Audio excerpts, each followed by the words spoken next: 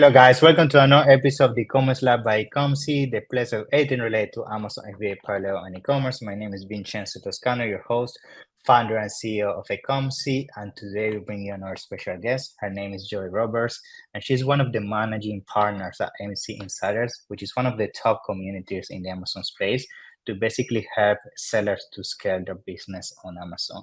Today, we're going to be talking about a little bit about her journey as a seller as well, because she also did an amazing exit in the Amazon space. And then we're going to be touching about some of the interesting things that Joy likes to specialize on, which is basically everything around product development and launching those products. So Joy, it's a pleasure to have you here on the show. And thank you for being here. How are you doing? I am great. Thank you for having me. I'm excited to have this conversation. Thank you. Thank you. It's a pleasure. And the first time I actually first met you was over 1 week ago. We were doing this Q4 summit with Amy.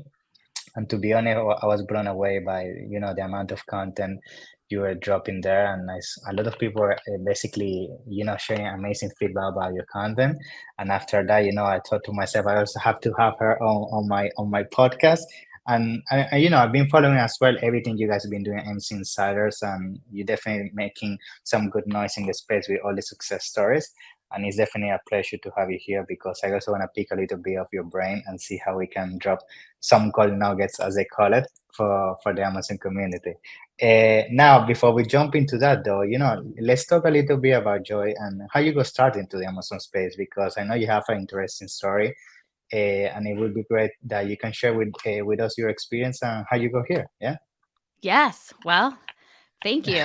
And I didn't always sell on Amazon, right? It's like some people think, oh, we are just like born successful Amazon sellers. And Yeah. I love to share that I had the desire and the passion to start selling on Amazon. I did come from a corporate background. I had great corporate jobs. I loved my corporate jobs. I was actually really good at them, but I wanted to work just as hard for myself. I didn't want to make Yeah. somebody else money. Of And course. I made the decision in late 2020, going into 2021, that I was going to sell on Amazon. And I really started my journey with how much money I wanted to make per unit. Okay. And just quick backstory, I did try to sell in 2017 off of a passion, and it didn't go anywhere. And I didn't Yeah. really understand how to sell. So now in 2021, I was like, okay, I still want to sell on Amazon. I'm not giving up Yeah. on Amazon. Yeah. And I started to think, what would make me excited, right? Like to Yeah. be a successful seller. But what is that? And I thought, what if I could make $100 per every unit I sold? Like, what if? Mm-hmm. So I wrote that down. I just started with my goals. And from there, I was like, I want to find products where I can make $100 per unit. And when I'm talking 100 per unit, I'm talking into my pocket, Nice. which means After you have, everything, net. yes, like in my pocket. Not So revenue. exactly. So, that kind of puts it at a higher retail price on Amazon. And Yeah. Amazon isn't totally known for that, but there are expensive products sold on Amazon. Yeah. So I thought, well, I can do that. So that's what I did. I found with research and data and made educated decisions for my product. And I found a product that I could launch at 200. And over the 12 months, I was able to bump the price up to just under $400 before I Wow. was able to exit that brand. Yeah, so that's kind of my quick, short selling story in like a little nutshell. Wow, I love it. And this is something that I feel is super important, this basically journey that you did as an Amazon seller, because I feel sometimes we're caught into the mentality that to be a successful Amazon seller, it's all about big volumes, like 7, 8 figure, 9 figure. And I feel like that is making people so sick sometimes into falling into the trap that it's all about revenue and they don't focus on the profits of things. Like I have done audits on accounts that are sometimes 8 figures, and when you go on the profit, you're realistically doing a 6 figure profit, right? So they have Right. so much overhead, so many expenses, and then sometimes you do an audit on a seller that just 6 figures, and they're making pretty much more money than a 7 figure seller. So, and it's all about the margin. It's all about realistically the profit and what is left on your pocket. And you have seen all the different summits, events, keynotes we're seeing this year. It's all about profit because we have basically realized after so many mistakes, all of us and the community overall, that focusing on revenue is not anymore the answer here, right? Exactly. And you have to be excited to sell. And I believe that people get excited when they have the money coming in, and you can do Yeah, what you want with the money. Reinvest it into new products or put it in your pocket. Doesn't matter as much what you do with the money. It's that you're excited and the margins are there to actually have a company. Otherwise, I hate to say it, sometimes it's just a hobby. yeah. I mean, money's coming in, but it's fake money, we can call it, because it's not touching you, you know? Yeah, and I don't wanna offend anybody. That's just I know why it I is a wanted to reality. make money. Of course. Now, let's jump into the topic that I had in mind, and we were having this conversation before starting the episode. That your specialty is everything around product development and launching products, right? And I feel in 2023, things are much more different than in 2014, 2018. I mean, things jump now pretty much week after week, and you see that on LinkedIn, Facebook, blogs. Things are evolving very fast, and things that worked last week are not working right now, basically. And based on that, I want to ask you, because I know you're doing this on a daily basis with your amazing community, MC Insiders. Like, what are some of the things you can advise to our listeners and the ones watching today? That's very important to find the right product. Like, what are some of those things you can share with us? Yeah. Yes, it is super important now that your product is innovative and you have marketing points that you can get ahead of your competition, and it has changed, you're right, the market has changed over the past several years. Mhm. The biggest thing that I like to teach in our AMZ Insiders program is you start with your keywords, and let's just Okay. use the keyword water bottle. I'm just looking at my desk. So Mm-hmm. it's like if you have the keyword water bottle and you know that there is a big search volume, I'm making this up, so don't go into helium-10 and Yeah. like call me out. Yeah. Um, it's like 100,000 searches a month, right, for water bottle.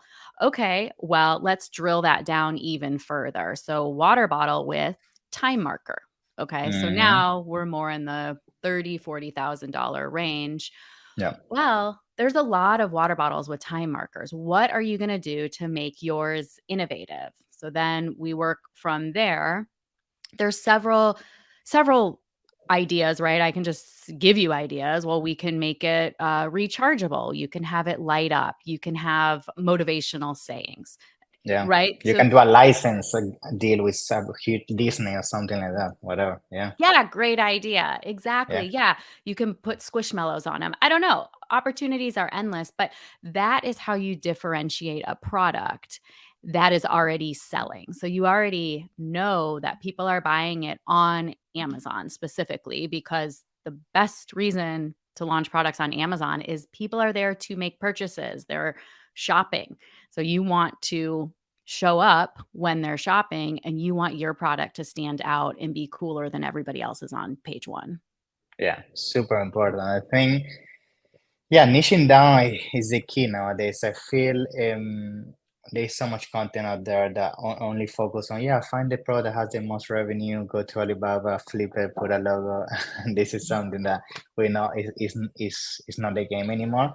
And I feel the example you gave there, it's actually some of the things I see people failing to do, because they fall into the trap mentality that as soon as they see a low search volume or something that's very niche, they might start feeling, oh, it's not scalable, or maybe there's not enough demand. But what they don't understand is that sometimes having 3 or 5 of these small products is going to be much more profitable and scalable than having that one water bottle that's super generic that you're not going to be able to scale, because PPC is gonna kill you. You're not gonna rank, and there's basically no opportunity for you to diversify. Right? Yes, exactly. And you just brought up a really good point, is that there has to be enough room in your Okay. margin for your marketing and to make mistakes. Look, when I was a new seller, I made plenty of mistakes, but luckily I had the margin in there to Mm. make mistakes. Yeah, that's the thing. When you have a water bottle that's $10 and the CPC is $3 per click, I mean, you have one click, Yeah. and that's it. You're done. All right. Now, let's jump into how do we even get started with the journey of finding the product? Because of course, you mentioned something very interesting, which is starting with keywords.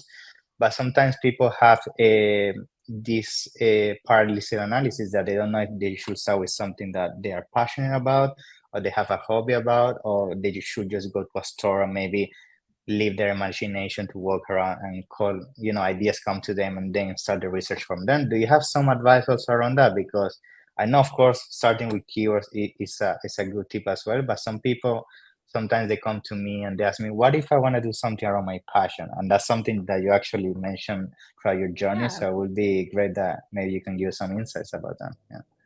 Yeah, I think brainstorming all of your product ideas and writing it down and keeping it Okay. organized will get all of that out of your head, right? So, first thing, it's like passion. Okay, Mm, say you're really into working out, fitness. mm, So, mhm, that's fine. I would write that down. And I would also do just regular product research that is not about your passion. So you can look at them mm, side by side. okay. And one thing that I like to do with any product I want to sell. I see products every single day that I want to sell, and to get it out of my head, I'll write it on my brainstorm list, and then I also go to Amazon and I just put Mhm, in the search bar like um how about ice makers, right? Ice makers are attractive to me because they have, they're a little bit more expensive. So I'll yeah. put in ice maker into the Amazon search bar, and then there's more suggestions that will come up. So it might Yeah. say ice maker for countertop, ice maker for travel. And that Yeah. will give you other, like, really drill down. And so I'm not saying I'm passionate about the ice maker, but those are just like the product ideas. I mean, maybe I Yeah. am, right? Because it's like I like to make smoothies and I want different type of ice. So that can Yeah. kind of fall into it. But don't discount something if you're not completely into it. Because my product that I grew from 0 to a million, I liked the marketing part of it. And it was actually geared towards Mm, men. And I I see. am very into, like, now I sell women's health products, but it was very into men, but I got into the marketing part of it. I see. And that was super fun, and I was into the margins. So even if it is outside your passion, just put it down and validate it. Just and see, when you are validating it, do you get excited about it even though it's Yeah. not a passion? Sometimes it's good when it's not a passion, because then you're not completely Yeah. um, emotionally attached to it, but you have to love your Hmm. brand. No matter what, you need to be proud of the product you're selling and your brand. Yeah. And you mentioned something there, the emotional side of things. That's something that unfortunately I see a lot. Like sellers, they know the product is not gonna really make it. I mean, there's no way around, but they get stuck into the mentality. This is my product, this is my baby. They put more money into it, and it goes down and down and down, and it's a hole, right? And I feel I actually like the tip of maybe trying to stay away from passion, because I feel like passion can easily become very emotional, and you stop thinking about the money, which at the end of the day, we're doing this because of the money and what the money can bring us to us as a person, to our family, friends, and community, and so on. But if you're only doing more harm to yourself because you're going to that, and then you're gonna pay this, and then the business is gonna go under, what's the point, right? No point. Okay? Now let's talk about. We start with the pro research. Let's say we find an amazing idea in terms of within the niche. I always feel like we still need to go the extra step further. And what I mean by this is, finding that idea maybe on Helium 10 or whatever is the tool, and just going to Alibaba and still, even if that idea is niche, but not doing any extra modification, I feel it's a matter of time before other people find out, and it's going to be a race to the bottom, the pricing, right? Yep. And something that I've been seeing a lot, and maybe you can share some insights about what you're doing regarding that, is people using a lot of things like now analyzing reviews of the competition, using AI to come up with unique ideas that are really outside the box to make something unique, try to bring this into some kind of concept and make your own like unique product to really stand out, and nobody basically is going to have that. So what is your take on this? Have you been playing with that? And if so, what are some of your takes around how to even make a product more unique than the crowd, basically make it unique? Yes. I mean, that's the best trick, is to dig into competitor reviews. And I did that before AI, and I did pretty good. I changed, 3 or 4 different products, reading the reviews, made some simple changes. But I have to tell you, the AI that I use now is just life-changing, honestly. And, I mean, I don't know. I'm happy to share what it is, and if Yeah, people of wanna reach course. Yeah, out to feel free me. to So share the yeah. so Shulex has completely changed the way Tulips. that Yeah, I very analyze, good. and I actually can give you guys, maybe you can put it in the notes, but I'm happy to Yeah, of share course. an exclusive, coupon code for you guys that is only for AMZ insiders, but I Nice, like them so much, I worked out this phenomenal deal for our coaching program nice. because Okay. and I guarantee your competitors aren't doing it, but what it does is it will analyze 20, 30, however many products of your competitors you want, or just products that you might not have launched yet. Yeah. And it will outline the specific pain points that you can improve on. And it's not just one, like there's 3 or 4, maybe 5 different ones that you can consider. And the best part is then not only do you get to innovate your product, but that also becomes your marketing. And that's what you lead with to let everybody know that you're the best product out there. Interesting. And it takes Yeah, 1 minute to run this yeah. program. Yeah, because I guess what you're doing is taking the pain points that people are really like emotional or driven to make a decision to use in the marketing, like in a way of a statement or an image to basically trigger those things and make them buy yours instead, right? Yes, and Shulex has completely changed the way that I'm able to analyze products, and also same with anybody in AMZ Insiders, and now definitely happy to extend it to your community as well. Yeah, of course. Yeah, feel free to. Then, of course, we put it down in the description so everybody can use them. Yeah. Awesome. So that means yes, you're definitely using AI. That's great. But on top of AI, do you do something else maybe in terms of something that I see people using a lot? For example, is PICKFU, right? Yeah. For example, come with 3 concepts, 5 concepts. You basically find the audience. Like let's say in your case, you're targeting males, right? That specific avatar, and you put the age, whatever, and then you can put the concept and you can basically split test like if people like more this design or this color box, like is that something that I guess you would recommend? And if so, what are some of the maybe implementation usually you like to test in Yeah, that concept? definitely PICKFU is great, and I think testing is good, and looking at colors and everything that's already selling and doing well, and how you can differentiate a little bit, but not go, like, completely crazy with, like, fuchsia or, Yeah, you gotta, like come up with something that has never existed. Yeah, I see what I mean. Yeah. Yes, and another thing I like to say is it's like you always talk about color and design, but size is really big. So, um and this happens with like trash cans, let's say. I've seen this with trash Mm-hmm. cans or even home decor Mm-hmm. where the size might be one size and you can either make it bigger. I like to make things bigger because then there's more margin. You can charge a little extra. Mm-hmm. And it doesn't cost much from a supplier to go just a little bit bigger. Yeah. So size, I feel like, is still one of those like hidden gems that people don't know, because when you're online shopping, it is hard to know the size. So you Yeah. can market it as like, this is the biggest trash can and that way. And it's a little trickier because you don't test that on PickFu. You kind of need to, that's where the reviews come into play, and also just using your brain and being innovative and saying, hey, if I want to make this bigger, or could this be smaller? Right. And Mm-hmm. sometimes with like kids stuff, like I have a 5-year-old, I'll look and I pay attention to the size, because there's so many times my kid wants to order something and I'm like, that's tiny. And then in my head, I'm like, oh, but what if we made one that was bigger? Yeah, that's actually very interesting because once actually happened to me. I launched a product And I didn't do the research. I just based on my knowledge of what I thought the common sizes were, and I totally agree. I missed one of the sizes, and that definitely was a bummer. So yeah, size is very important. That I can definitely tell. Now, another thing that I found also interesting when it comes to product research and development, I feel it's also the vision of you as a seller and your brand. Now, what I mean by this is you can go two routes.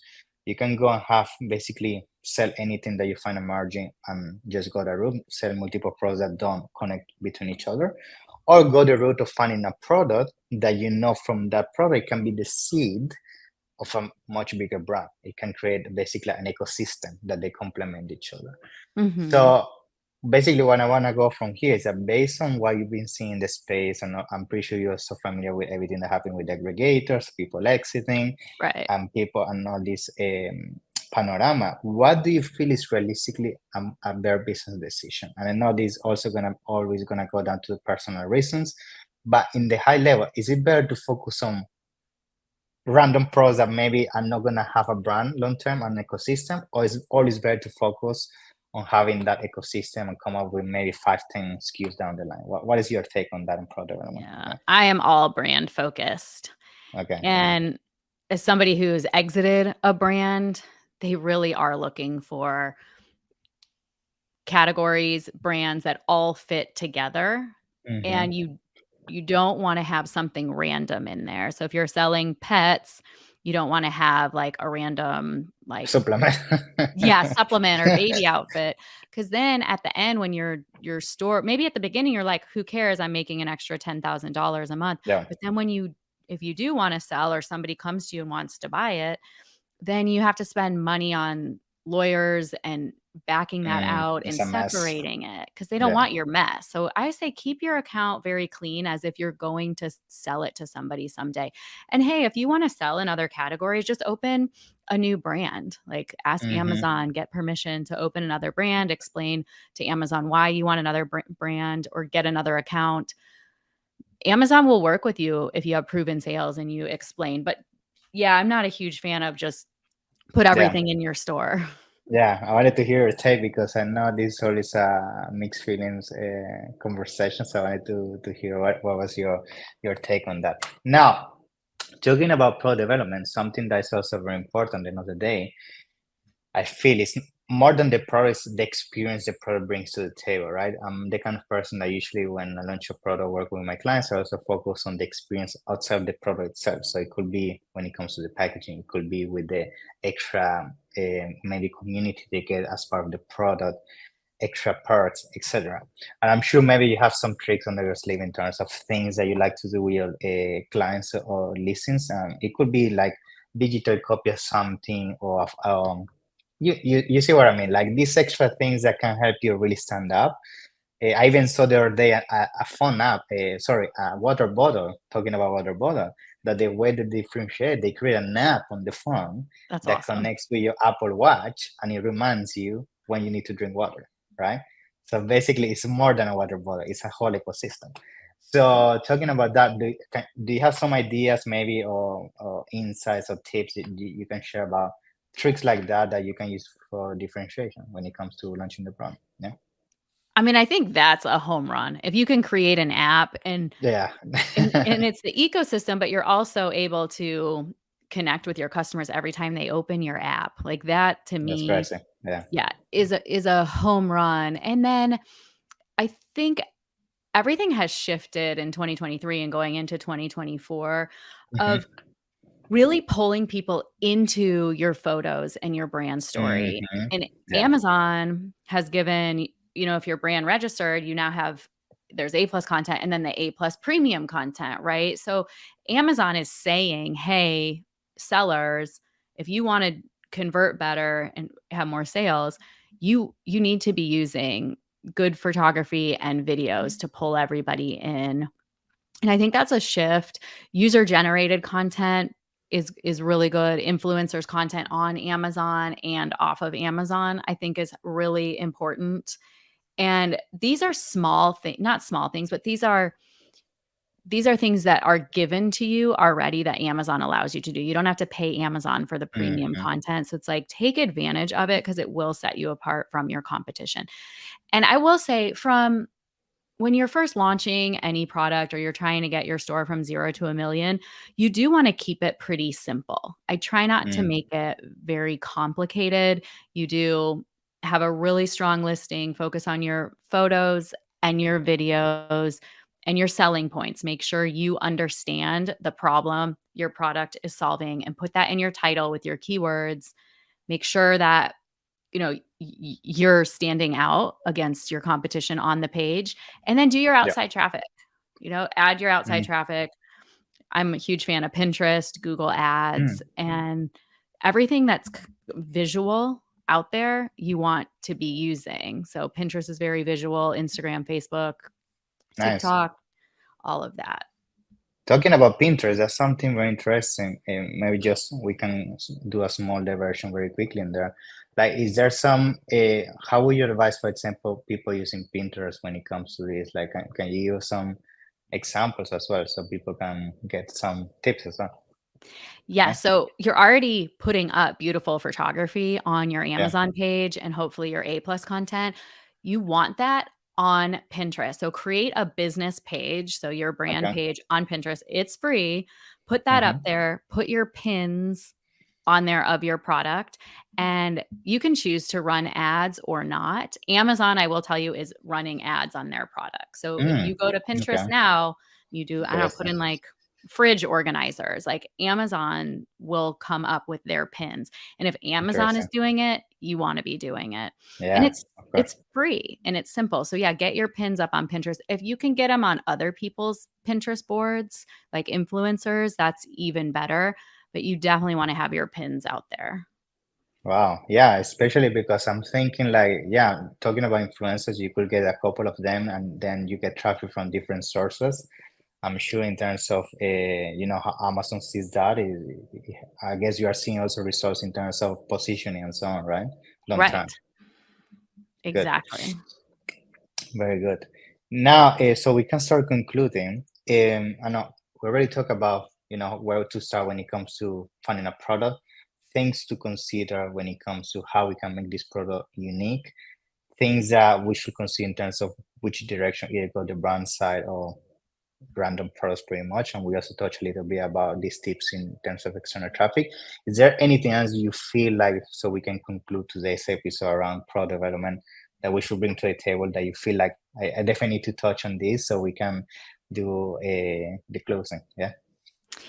Yeah, my best advice is watch your margin. How much money is coming into your pocket per item sold before you launch your product? Because if Mm, your product's bringing in 3, 4, $5 per unit, you have to sell a whole lot more units yeah. than somebody with a margin or dollar amount making, at least 25%, 35%. To me, I like to see sellers at least launch with their products over $25 on Amazon. Very good. And yeah, and there's just, more costs coming, and so give yourself that cushion in your margin. Yeah, especially with the PPC. I mean, that's another thing. Sometimes I'm pretty sure you have this conversation. People tell you, yes, I did my margins, I have 30, 40%. And then you say, have you actually have you done some research and realized that in these specific keywords you're gonna pay $2 to $4 per click? And oh, I didn't consider that. Right. Small things like this, it can completely change the business perspective, and people don't do it. Yeah, Yes, super important. very good. Thank you very much. I think now, before we conclude the episode, I also want to talk a little bit about MC Insiders. I think what you guys are doing there is amazing, and I definitely want you to take a few minutes to tell us basically what is the whole community about, and how our listeners and the ones watching can basically get involved and all of that. Yeah. Yes, AMZ Insiders is what taught me to sell. I didn't know how to sell, and I didn't wanna make mistakes, so I actually am a product from AMZ Insiders. It was The founded. apprentice. Yeah, right here, living proof. Um, it was founded in around, I think, like, 2016 by Jamie Mhm. Davidson and his partners at the time. I was able to come through the program, And it really is one-on-one coaching, and it's a step-by-step guide on how to sell. And there's the video library and there's weekly trainings, but it was really the one-on-one support that I got that helped me grow my business. So I came back after I exited and said, hey, I want to coach and I want to get involved and help with the training program. And now I'm managing partner, and I absolutely love coaching and helping anybody who wants to sell, because there's room for all of us to sell Yeah. and scale. Awesome. That's very good. So I'm gonna make sure to put everything down in the description as well. And finally, I forgot to mention this, but you also have a podcast which I can see just behind you. So tell us a little bit about, just briefly, what is the podcast about and where people can find it. Yeah. That's Yeah, so I am the host of the Fearless Sellers, the Women of Amazon podcast. nice. And I designed it to celebrate sellers and women sellers, but really all sellers that are just doing amazing, great things in the Amazon space as sellers, and Nice. just shed light on it. And yeah, I absolutely have a big passion for sharing sellers' stories. Love it. Yeah. So thank you very much for sharing that. I'm also gonna put that in the notes. And other than that, Joy, I want to thank you for being here. I mean, thank you for all your knowledge and sharing your time with us. It's been a pleasure, and I'm sure this is gonna be the first of many episodes. In the meantime, yeah, thank you for being here. It's been a pleasure. Yeah. Thank you. Thank you. See you in the next one. Bye bye.